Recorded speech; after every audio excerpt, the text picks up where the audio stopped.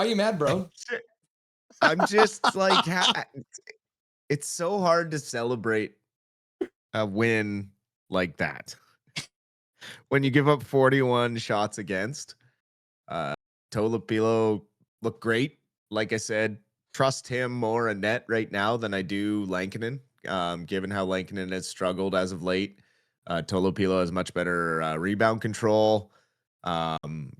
A couple of bad breaks tonight with his stick breaking, and then kind of losing one there late in the game. But overall, the goals that were given up by him weren't really his fault. Power play goal, really nice shot by Lacombe from the point. The Carlson goal, um, again, not really his fault. And then McTavish and Seneke on a 2-on-1 there. Little give and go again. Nothing really he could do, and he stopped the ones he needed to get his team the win. Again, the Canucks don't look great 5-on-5, right? Like they got really only the one chance. 5-on-5 was Connor Garland and Besser there. In the second period was a nice 5-on-5 goal, and then Sasson in the third. That line was playing really well tonight. Sasson, Carlson, and Baines, but other than that, really struggled to get any flow 5-on-5. They got an empty netter late. This game was kind of wide open, right? You don't want to see that many quality chances against in a game. They got really lucky in this one. They found a way to win it. There's no pictures on the scorecard. A win's a win, which is great. But at the end of the day, it's also scary because, oh man, again, it creates the illusion that we're not that far off from being a good team. And I have said that we do have the pieces and there are ways, but part of the reason why we are sneaking out wins is because the guys are giving the effort, right? The effort is there. It's not that they're playing without any heart and aren't playing to win. It's just the sheer fact that right now they're playing their butts off in a system that's broken. It has a lot of holes. There's still a lot of issues finding any form of a cycle. 5-on-5, there's really no cycle whatsoever. They're able to get it going a bit, and the power play has looked good the last few games. Penalty kill has looked a lot better. But there's still a lot of stuff I worry about. And in typical Canucks fashion, win 3 or 4 games on this road trip, right? Like that's just what's going to happen, and we're just going to have to accept it. That out of nowhere, all of a sudden, we're not going to be trading everybody, and the sky won't be falling, and the roller coaster that is being a Canucks fan will continue. It's So the poll question it's then, just what will the Canucks record be? And just the California games, we had the options of 3-0, 2-1, 1-2, or 1-1-1, or 0-3, or 0-0-3. What was your vote? yeah. I said they're going 3-0 in California. They do it that though. Like how many times have the Canucks swept that California road trip? It's just something they are known to do. Yeah, they always take a lot of points. I think last year they specifically it was 3 in like 4 nights or something like that, which is exactly the way they're playing it this year. So last year they went through California, won 3 in 4 nights, and in absolutely ridiculous fashion. But I mean that's the thing too, is if they go 3 games in a row and beat all these teams, and let's be honest, sorry Hachiko and Sharky, the Sharks are probably going to have a tough time with the Canucks, because it's going to be a crazy game. It's going to be a lot of fun to watch. And LA too, who knows? Because LA has struggled mightily against the Canucks in the last couple seasons too, right? So suddenly the Canucks go 3-0 on this road trip, or at least the first 3 games through California, and they're back at 500, and we're in the playoff picture again. Yeah. No, exactly. I mean, this is the parody that Bettman wanted, right? In this league, you're never out of it until you're out of it. But oh my God. I just want to see more 5-on-5 flow. That's all I want. Like there's there's things that are starting to trend in the right direction. I get the system. Like I understand the system can work, and that's why I'm so frustrated and why I get so confused, and why one minute I'm over here and the next minute I'm over there. It's really difficult to analyze what's actually going on. Um it makes, they contradict themselves in what they say in the front office and then what they do on the ice. I contradict myself constantly because I don't know what the hell these guys are doing night in, night out. Um, I don't know whether to be happy. I don't know whether to be sad. I don't know whether to be mad or frustrated. I'm so indifferent right now with this team because like for so long last year, they still don't have an identity. I don't know whether Besser's going to keep making nice plays like that, or if it's just just one moment in a game where Besser got lucky in a play where he saw the play the right way. Right? I need to see that more consistently before I'm excited about this, you know, super consistent goal scorer that is Brock Besser. Like I just am not seeing what everyone else seems to see with this guy. And yeah, I mean, I'm really happy with Tolopilo that he came up and did exactly what I thought he would do. Play a really solid game and give us a chance to win, even though we're so depleted and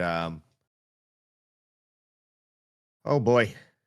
I don't know where we go from here, right? Because like when we win, how do you change the lineup going into San Jose on Friday afternoon? But I want to see Reichel in a game at wing. If we're really trying to shop him in a trade, like why is he sitting in the press box? You're not gaining anything. You're not gaining any value by having him sit, right? So it's it's so strange to me the way they're handling assets right now, and I just sometimes I'm at a loss. But I do like what I'm seeing from our special teams. So um yeah, I mean, what are you thinking? What do you want to talk about with this game? Because I'm so confused as to what All right. Well, are we good? Are we bad? Like what's going on? We just beat the number 1 team in the Pacific, right? Like I think Sarah had it right. We're in the mushy middle. We're Canucks. So we'll beat yeah. the teams that we shouldn't, and we'll lose the teams that we should beat, right? A la Calgary and Anaheim. Literally ridiculous. Those two back-to-back games. Major General has the solution already. Canucks always win when I'm there, guys. So we just need to buy tickets to Major General There you to go. attend every single game, right? And then Yep. Swerve and Irvin asks, Dusty, was 2024 legit, good, or fluky?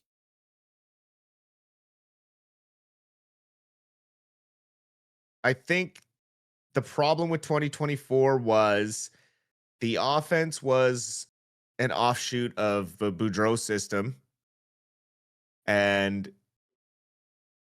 when Tocchet implemented a more structured defense, the team was able to play really, really good hockey at both ends of the ice.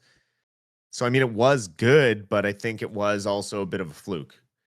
Um, After the changes they made, obviously, by choosing Miller over Horvat when they signed Miller's contract first, and then the writing was kind of on the wall that Horvat was going to get traded at some point in that season, and you could tell it affected his mood. And then that was kind of the beginning of the end, and then everything was just kind of downhill from there.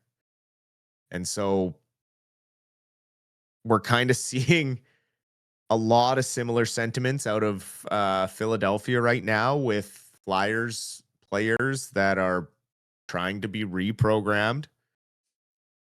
Um, Zegras is having his good year right now because he's having a refreshed change of scenery. But again, a lot of players had a really good season that first year under Tocchet. And then the next year, after he got to have a training camp with them, it was like, nope, everything changed, went downhill.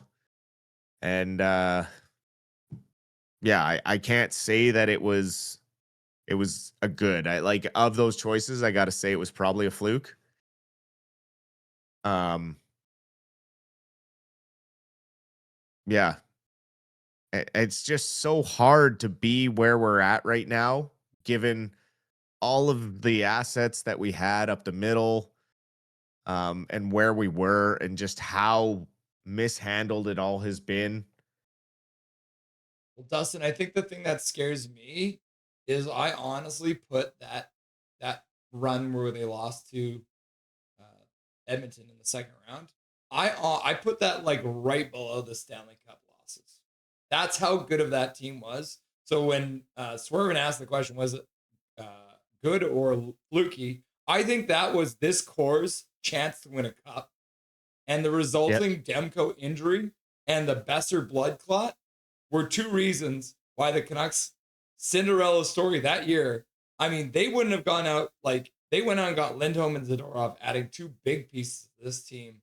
And that was the Canucks push with this core. That was their best shot with this core to win that Stanley Cup. And then when Demko got hurt and left, and then Besser was out, and if we had Shelov's post Calder Cup run, the Canucks win the cup. I'm saying it right now.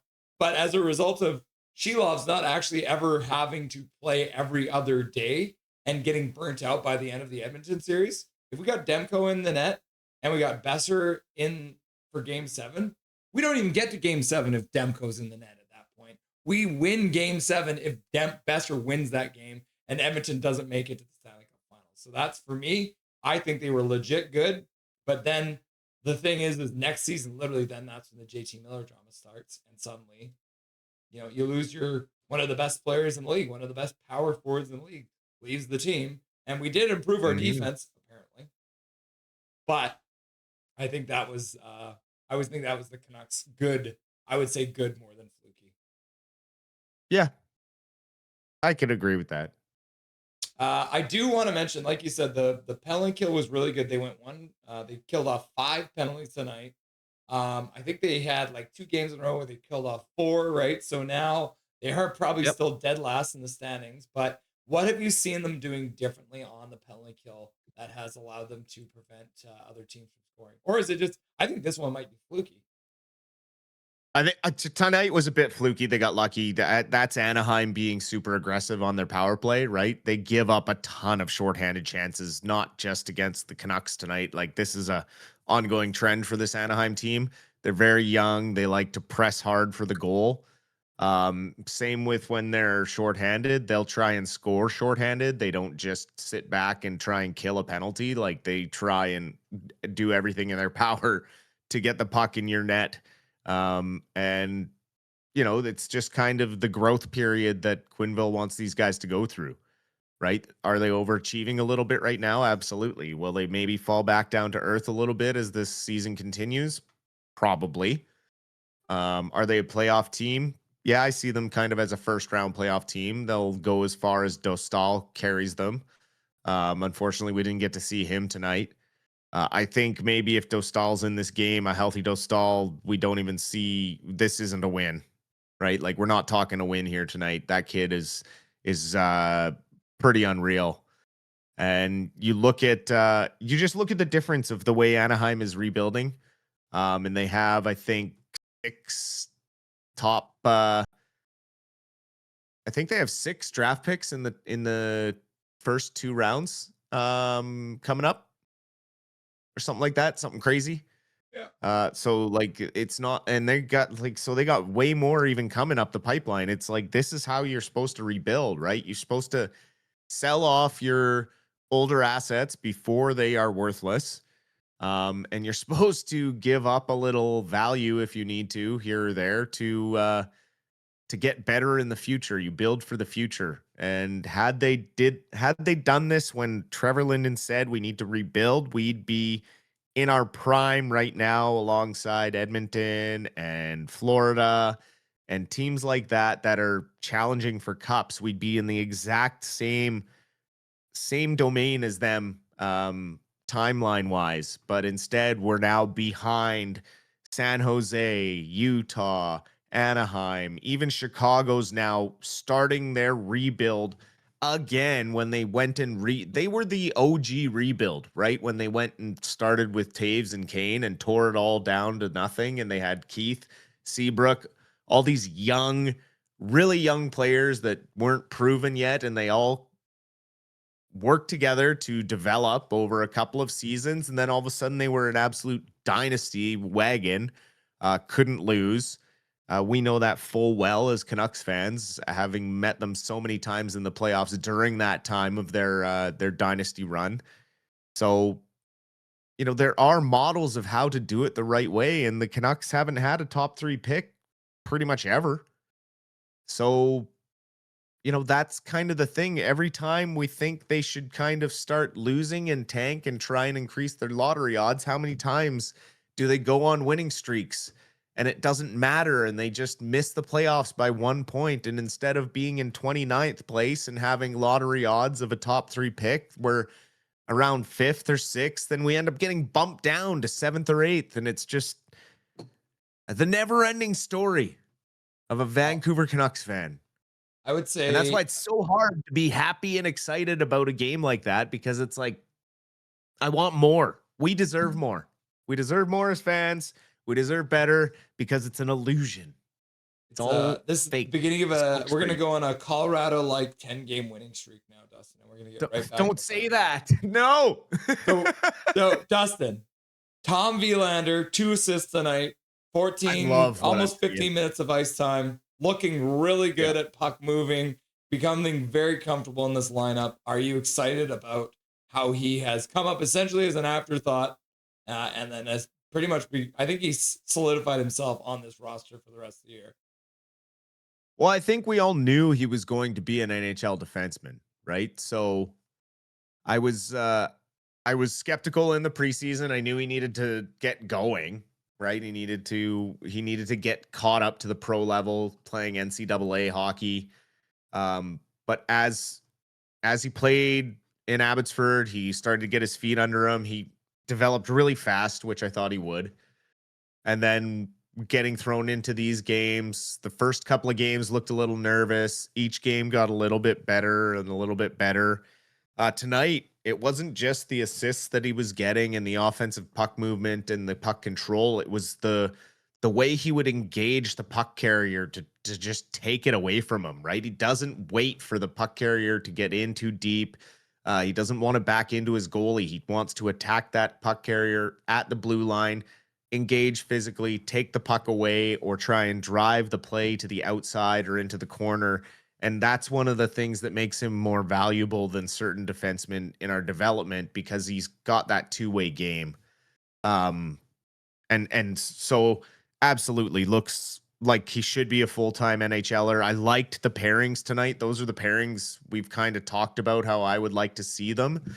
You have a young guy each with a veteran, and then you have your Hughes and Hronek number 1 pairing at the top. And you saw it worked pretty well today, except for the time that Myers kind of ran into into Junior. And then a little bit of miscommunication in the first half of the game. But I think towards the back end, the D did tighten up. The third period, they did give up the fewest shots of the game in the third period. So I liked that those pairings. I hope they continue with those pairings. I think that would give Myers less ice time and allow DPD to move the puck a little more and do more of the skating as they get comfortable playing together. Maybe Myers is one of those veterans that gets moved and Mancini gets into that spot on the final pairing, and you get a DPD, Mancini, you got MP25 and Willander, and then you got Hughes and Hronek. I mean, that should be a really, really good NHL defense core. So we'll see. Myers is probably the guy right now that struggles the most to keep up with this man-on-man system. Willander was able to bail out MP29 a lot tonight. So that pairing, started to get stronger and stronger as the game went on. So if we see these pairings again on Friday, I'll be looking for that a little more to see the chemistry build with these guys. But But yeah, like I really liked what I saw from the back end there. And then obviously the Abbey line gave us what we've seen from the Abbey line. Baines looked hungry to be back in the lineup after sitting out for 5. I don't know if he did enough to stay in the lineup, even though he got an assist, but They definitely took his a good assist game from away. him. Pardon? Oh, they took his They assist took it away. away. He got 4 minutes and 58 seconds. So he was out for 5 games. He came back for 5 minutes. Yeah, like he's got to be going on waivers, right? They got to, like, maybe he's the one that comes out. They put Reichel in. How does Carlson have 6 minutes and 50 seconds? He's got a goal, and he's only got 6 minutes and 50 seconds in that game. I can't talk about deployment anymore, man. No, I can't do it. We've beat that horse to death. Foot has no idea how to deploy the forwards. And that's why it's like, okay, they won, but he's not going to make any changes. So that's why certain teams are kind of beating us down. yeah. We got lucky against a Ducks team that's run and gun and wide open. They made some mistakes and we capitalized on them. Not all teams are like that. Ryan Ventura in chat. Welcome back, Ryan. Congrats on the assignment at December 5th game, Filipino Heritage Night. He says, "Hi, my name is Ryan Ventura. Canucks hockey is horrible for my mental health, but I keep coming back every single time since 1992. Laugh out loud." Oh. Right there with you. Right there with you. And then Eric Hunter shows up and he's like, you know what? Yep. I'm back. I need to drop 5 gifted memberships into the chat. Dustin, your face is always covered. cheering up the chat. Eric Hunter with the 5 gifted memberships going out to Blue Fire, Disturbed TV, CKBR Baby, TF, T-Face Man, and S. Doucette. Getting free gifted memberships courtesy of the legend Eric Hunter. Thank you very much, Eric Hunter, for the donos to Dobby's College Education Fund. Dawson, who got the 3 stars tonight? What do you think they did? Oh, tonight we probably got, let's see here. I would go Jackson Lacombe, Nikita Tolopilo, and Max Sasson. Those are my 3. I have no idea what they would do in Anaheim, but those are the 3 I would go with, in no particular order. But yeah, probably in Anaheim, they probably went Jackson Lacombe, Mason McTavish, and maybe threw a bone to Tolopilo. Bro, why does Troy Terry with 1 Troy assist? Terry? How is Troy Terry number 1 star? And Max Sasson gets the 2 points, so fair enough, he's on there. Like Lacombe's got 3 points. What assist? Like, what assist was this? Like, was this the greatest assist one where of all he time? should have got goalie interference, where he laid on top of Tolopilo. That's so bizarre. And he was not good tonight. Petey got a penalty. So Petey got a penalty for the. I forgot to bring this up earlier. Petey got a penalty for the exact same thing that Troy Terry did. Troy Terry drove the net, took out Tolopilo. The puck comes out front. Anaheim scores. Petey drives the net, takes out Mrazek, and Petey gets a penalty for it. So, you know, there's just no consistency in this league. I don't know what's up. I don't know what's down. I'm just a guy sitting in my office hoping that my team plays better forward, better 5-on-5. Just like hands in the air, right? Like, I don't know. Yeah, it's so weird. Like I've watched so much NHL hockey in my life, and I just don't know what to make of the system. Like the forwards 5-on-5, there's just nothing going on. I'm like finding myself hoping for a power play or even hoping for us to be shorthanded because we seem to get more chances, more high danger chances shorthanded and with the power play than we do 5-on-5 these days. And I don't know how you change that other than maybe, just maybe, having wingers that shoot opposite hands on the same line. Just a thought. Maybe. I'm just spitballing. But it might open up more chances offensively 5-on-5. Yeah, I would hope so. And then Ryan Ventura in chat says, when I am the in-arena host on Filipino Heritage Night, hockey gods, please give the boys a nice W. Yeah, we hope so too, brother. We hope so too. Absolutely. And I did see a couple of questions too, kind of shuffling through there. Connor, I would take Leo Carlson as a forward in a heartbeat. I would take Jackson Lacombe on blue line in a heartbeat. I would take Cutter Gauthier in a heartbeat. There's a few players that I would take like instantly on this team because they would make us better. Mason McTavish up the middle. I mean, like you look at the prospects that they have and you just salivate at it. So, yeah, any of that. Also, like Colin, I don't blame you. Tage Thompson is an incredible center, big body, but I do like what I'm seeing from Vilmer Ulrichson's development. He could be our very own Tage Thompson. That's kind of what I'm hoping. Obviously, that's a really, really high ceiling and expectation for him. However, he does have the similar skill set and pretty damn soft hands. He scored a filthy shootout goal earlier this year, so the big man can do it all, and so I just want to see him start engaging physically a little more, similar to Willander. I want him to be the initiator when it comes to physical play rather than shying off. So we could be in for a treat if that kid's development continues on the trajectory that it's going right now. Canucks playing on Black Friday against the San Jose Sharks. I'm not going to ask you what you expect because who knows? We have no idea. It's going to be fun, I guess, because Celebrini and Will Smith and those kids they're a hell of a team to watch. I mean, they're fast paced. We sure as hell can't be making any mistakes because Celebrini is one of the only three players with multiple hat tricks this year in the NHL. So gonna have to be on our toes. They have fun and they move the puck fast. Yeah, and it's going to be a back-to-back as well because the Canucks face the Kings the very next day. Luckily, it's nice because the Sharks game, because it's Black Friday, it's actually a 1:00 game. So, guys, I will be live for this game, even though it's the middle of the day. And then 7:00 the next day, they play the Kings. So who knows? And then on the same 2 nights, Friday, November 28th and Saturday, November 29th, we got the Abbotsford Canucks down in Arizona playing against the Tucson Roadrunners, 2 games there. So we'll keep you guys up to date on those as well. And then I think, correct me if I'm wrong, but I think the Golden Knights play a game too on Saturday morning, I think, against New York. So there's going to be a whole lot of Vancouver hockey going on. I got rid of you for a second there, Dustin. I'm sorry. I was just chatting to chat. Kicked you off too early.